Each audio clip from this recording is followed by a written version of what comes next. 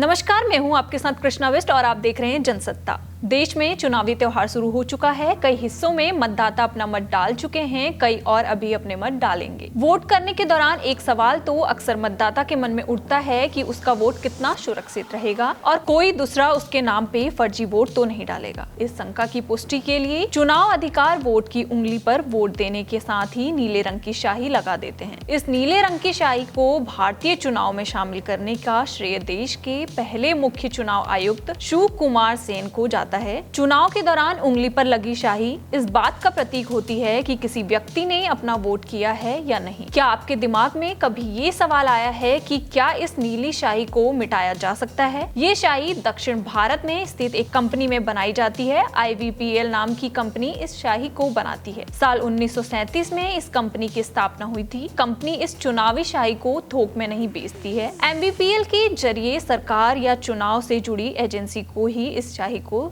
Supply किया जाता है। वैसे तो यह कंपनी और भी कई तरह के पेंट बनाती है, लेकिन इसकी मुख्य पहचान चुनाव स्याही बनाने के लिए है। इसे लोग इलेक्शन इंक या इंडेलेबल इंक के नाम से जानते हैं। साल 1962 के चुनाव से इस स्याही का इस्तेमाल किया जा रहा है। यह कंपनी भारत के अलावा कई दूसरे देशों में भी चुनाव स्याही की सप्लाई करती है। चुनावी स्याही को बनाने के लिए सिल्वर नाइट्रेट केमिकल का इस्तेमाल किया जाता है, जिसे कम से कम 72 घंटे तक त्वचा से मिटाया नहीं जा सकता। सिल्वर नाइट्रेट केमिकल को इसलिए इस्तेमाल किया जाता है क्योंकि यह पानी के संपर्क में आने के बाद काले रंग का हो जाता है और मिटता नहीं है। जब चुनाव अधिकारी वोटर की उंगली पर स्याही लगाता है तो सिल्वर नाइट्रेट हमारे शरीर में मौजूद सोडियम के साथ मिलकर सिल्वर क्लोराइड बनाता है। सिल्वर क्लोराइड पानी में घुलता नहीं है और त्वचा से जुड़ता रहता है। इसे साबुन से भी धोया नहीं जा सकता। यह निशान तभी मिटता है जब धीरे धीरे त्वचा के सेल पुराने होते जाते हैं और उतरने लगते हैं। MVPL की वेबसाइट बताती है कि उच्च क्वालिटी के चुनावी स्याही 40 सेकंड से भी कम समय में सूख जाती है। इसका रिएक्शन इतनी तेजी से होता है कि उंगली पर लगने के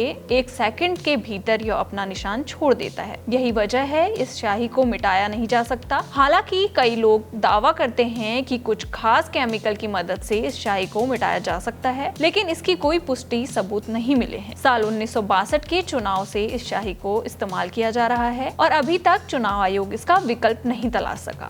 इससे समझा जा सकता है कि यह अमिट स्याही अपना काम बीते कई दशकों से बेहतर तरीके से कर रही है। इसी तरह की और देश दुनिया की खबरों के साथ जुड़े रहने के लिए देखते रहिए जनसत्ता।